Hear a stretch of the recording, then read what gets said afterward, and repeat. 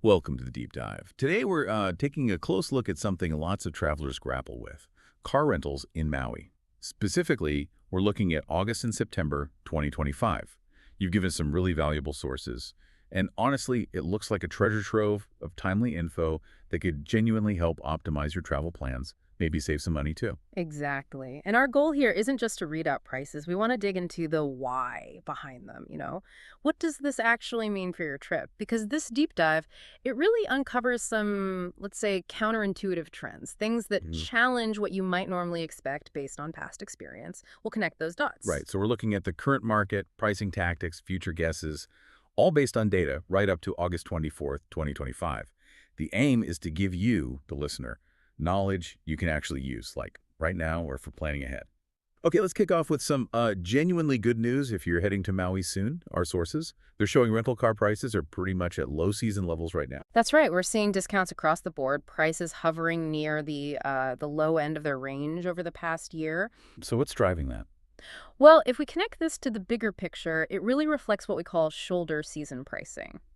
It's that Uh, kind of sweet spot, right. right between the big summer rush and before the main fall travel season picks up. Ah, So yeah, it suggests a really good window of opportunity before things potentially shift and prices climb again. now here's something I found really surprising. Those sort of dream cars for a Maui trip, like Jeeps and convertibles, they're actually seeing the biggest discounts. Yeah, it seems a bit backwards, doesn't it? Getting the premium stuff for less, but the numbers don't lie. So how much less are we talking? Okay, let's look at the specifics compared to the 52-week median price. Jeeps are down, get this, a whopping 34%. Wow, 34%. Yep. So a Jeep that might normally cost you, say, $539 a week is currently around $354. The source actually called it the value deal of the week. Okay, that's significant. What about convertibles? Convertibles are also way down, 30% discount. So that's about $440 a week now versus a median of $631. Still a great deal. Definitely.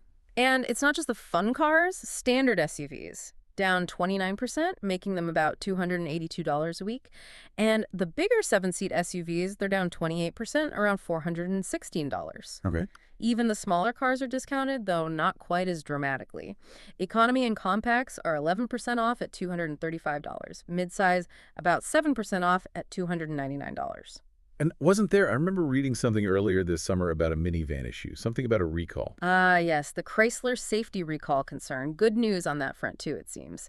Minivan prices look like they've recovered. Their discount from the median is still a healthy 14%. So what's the price now? They're sitting at about $586 a week, down from a median of $678. Got it. So this really brings up a point for you, the listener. If you've ever pictured yourself cruising around Maui in a convertible, or maybe you just need that bigger SUV, well, now looks like a fantastic time to book it. You're getting those usually premium vehicles at a much lower cost. Okay, so those are the current deals, which sound pretty great. What about the near future? If someone's planning a trip, say, in the next few weeks into September, does the good news continue? It does, actually. Looking at the advanced reservation systems, the forecast suggests prices are likely to stay in this low range right through most of September. Really? Even with Leaf, isn't Labor Day coming up soon? Like just a week from the date of this data? That's the surprising part. You'd typically expect a price jump for a holiday weekend, right? Absolutely. But the sources show basically no expectation of a price bump for Labor Day. Huh. That definitely goes against the usual thinking. It does, but what's compelling is that it's consistent. It matches what happened over the last two big holidays. We tracked Memorial Day and Independence Day. We saw high advance prices listed early on, but then they kind of fizzled out as the dates got closer. Interesting. So it's a pattern. Seems to be. And it's not just a brand new thing either. If you look back at historical data, like from 2013 to 2018, it shows a similar trend. Prices tend to fall in August and then stay at these depressed shoulder season levels through most of September. We even saw this happen just last year, summer and fall 2024. Okay, so history backs this up. Do we have specific examples for September? We do. Let's take economy or compact cars as an example, looking at advance reservations as of August 24th, whether you book off airport, away from OGG, or right at the airport. The prices for most weeks in September are sitting in the, let's say, $180 to $235 range per week. There's some fluctuation day to day, obviously, but the overall picture is one of sustained low pricing. Right, the key is that they're staying low. Good to know. Okay, this brings us to another really crucial question for planning. booking strategy. Is it better to lock something in way ahead of time, or can you actually save by waiting until the last minute? Ugh, the million-dollar question. And the data lately tells a really interesting, maybe surprising story. For the past few weeks, consistently, last-minute prices have actually been lower than the advance prices. Lower, really, for Maui? Yes. Which, as you say, kind of goes against the grain, especially for a popular spot. Wow. Okay, do we have examples of that? Yeah. Because that's a big deal for how people plan. We do. Let's take a rental starting, say, August 18th, which was tomorrow from the article's date. If you rented at the airport, OGG, booking it 5 weeks earlier would have cost you $270 for the week. Okay. But if you waited and booked it that day, the price dropped to $235. Significant difference. But wait, there's more. The absolute lowest price for that same rental, it was $195 a week, and that popped up just 1 week before pickup. Get out. So booking way in advance costs, what, 15% more than last minute and almost 30% more than the best possible price? Exactly. And for off-airport rentals, the difference was even starker. A rental booked 5 weeks out was $247 a week. Booked last minute, only $187. That's 32% more just for booking early. Right. It's quite a premium for peace of mind that, in this case, wasn't necessary. So why is this happening? What's the market dynamic here? Well, thinking about the bigger picture, this is pretty typical of low-season conditions. You've got rental companies with cars sitting there, and they're, frankly, scrambling a bit to get them rented out. They become more willing to cut prices, even sacrifice some profit margin just to get the business. Makes sense? And the forecast suggests this trend, this last minute is better trend, is likely to continue for at least a few more weeks.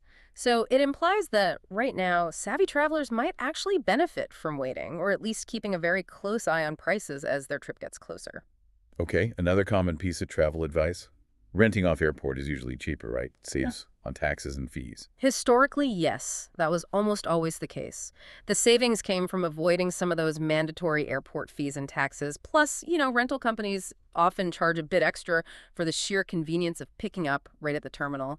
That convenience premium. I sense a but coming. You sense correctly. Here's where things get really interesting again.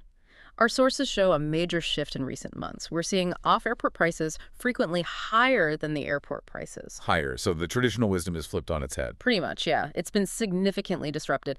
Let's look at the specific week of August 25th, 2025. Even with all the discounts we talked about, off-airport locations were cheaper than the main airport in only 3 car categories. Only 3. Which ones? Economy compact cars, mid-size cars, and minivans. That's it. For every other category, think Jeeps, convertibles, SUVs, 7-seaters, the airport price was either lower or true. There just wasn't any availability off-airport at all for some of them. Wow. Okay, so why? Why this big reversal? What's going on? Well, connecting the dots, this disruption likely stems back to the aftermath of the Lahaina wildfires in August 2023. Oh, okay. It seems plausible that many off-airport locations facing a really difficult business environment post-wildfire had to cut back. They likely reduced their inventory, maybe scaled back operations. Remember, that devastating event happened almost exactly 2 years before this data point. The recovery is ongoing. Right, the ripple effects. Exactly. So it raises a really important question for anyone planning travel further out. When, or even if, we'll see a return to that usual historical pattern where off-airport is reliably cheaper? Well, that's currently unknown. It's definitely something to watch. Okay, let's zoom out a bit then. If you're planning a trip to Hawaii, generally, not just Maui, how does Maui compare price-wise to the other islands right now for car rentals? Good question. A quick look at the cheapest one-week rental costs from 5 major Hawaii airports, again for August 25th, 2025, shows some interesting shifts. Right now, Kona Airport on the Big Island, KOA, is actually the cheapest major airport, $191 a week. And that's down 33% from just the previous week. Big drop for Kona. Who's next? Next is Honolulu, H&L, on Oahu, at $196 a week. Also a big drop, down 36%.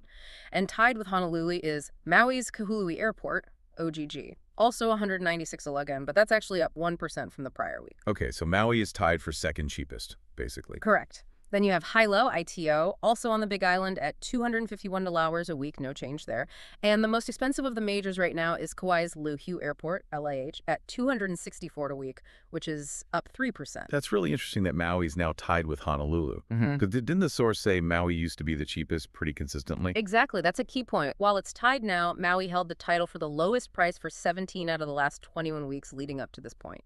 So this shift, Maui moving up slightly in the price ranking, is quite recent. It is, and again, connecting it back, this likely reflects the very slow, ongoing recovery of tourism to Maui following the Lahaina wildfire disaster. Even 2 years on, the impact is clearly still being felt in these localized market conditions, like car rental prices. It really is a stark reminder, isn't it?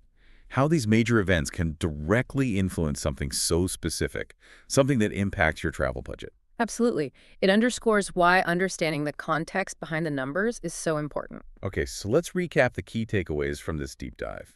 If you're heading to Maui soon, like late August or into September, you're hitting a sweet spot. Significant shoulder season discounts are available, and surprisingly, the best deals might be on those premium vehicles like Jeeps and convertibles. Right. And we also found that, counterintuitively, booking last minute has recently been cheaper than booking far in advance for Maui rentals. A big one for planning strategy. Plus, that traditional wisdom about off-airport always being cheaper. That's been disrupted, possibly due to the lingering effects of the Lahaina recovery. Airport prices are often competitive or even better right now. Exactly.